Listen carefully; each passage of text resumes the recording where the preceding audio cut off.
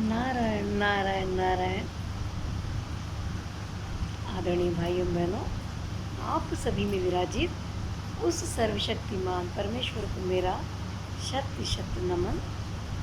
गुरुदेव से प्रार्थना कि अपना आशीर्वाद भरा हाथ मेरे मस्तक पर रखे।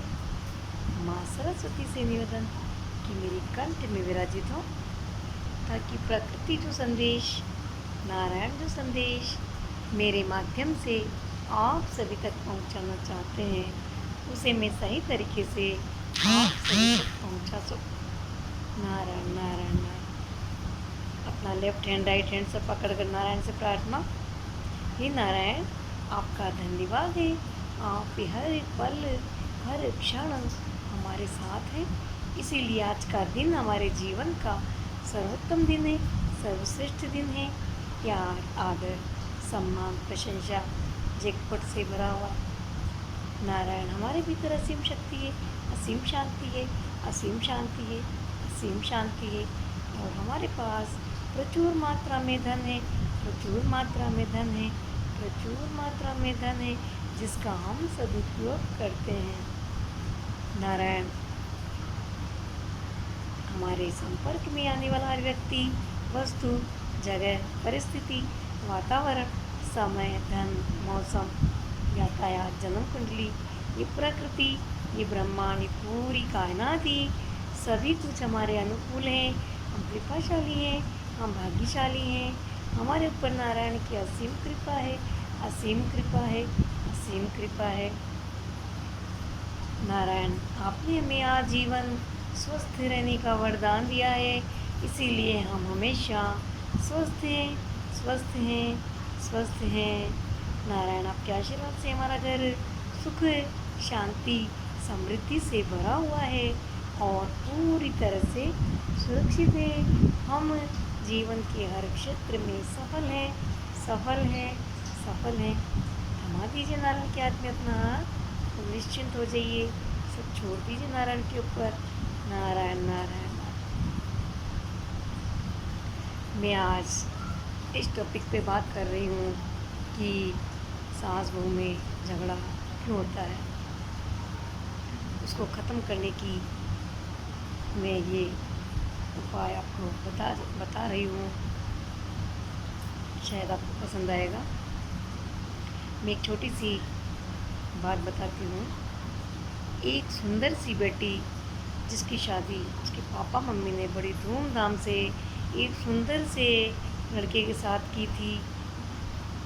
कुछ दिन तो उनके दिन अच्छे निकलते गए, लेकिन कुछ ही दिनों बाद उन दोनों के बीच छोटी मोटी बातों को लेकर कहा सुनी लड़ाई झगड़ा होने लग गया। और सास और बहू के भी नहीं बनती थी, और पति और पत्नी की भी नहीं बनती थी। तो वो बेटी परेशान होकर अपने मायके चली गई और मायके जाकर पापा से एक एक बात की शिकायत करती थी कि मेरी सास ऐसी है, मेरा पति ऐसा है, मेरी ननद ऐसी है, मैं वहाँ नहीं जाना चाहती। तो पापा ने उसको बहुत समझाया कि नहीं बेटा, ऐसे नहीं करते बेटा, वो ससुराल ही आपका घर है बेटा। तो बेटी नहीं मानी, नहीं मैं नहीं जाऊँगी, मुझे नहीं जाना ससुराल। नहीं बेटा, ऐसा नहीं कहते हैं। तो बेटी के ही कोई दूर के रिश्ते में एक अंकल थे।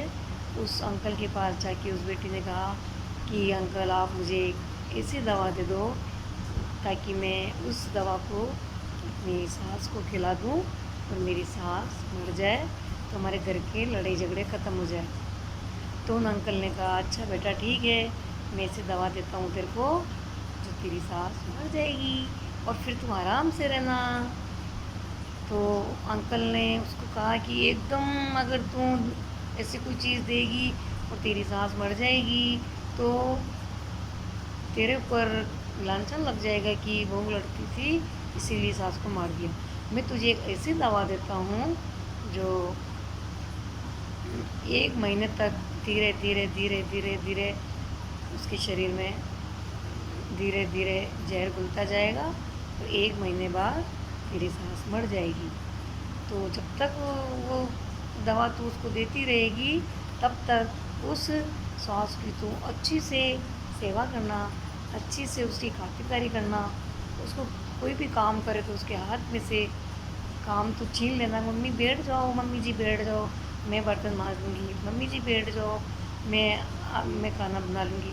अरे मम्मी जी आप बैठ जाओ, आप थक गए होंगे, लाओ मैं आपकी मालिश कर देती हूँ। लो मम्मी जी आप दूध पी लीजिए, लो मम्मी जी आप ये खा लीजिए।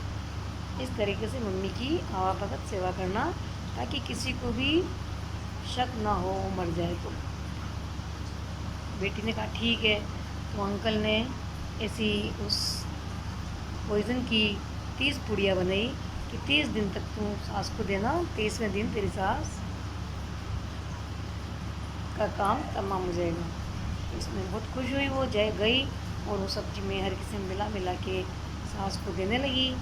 1 दिन निकला, 2 दिन निकला, तीसरे दिन दी, चौथे दिन दी, 5वें दिन दी, छठे दिन दी, 7वें दिन दी, 8वें दिन दी।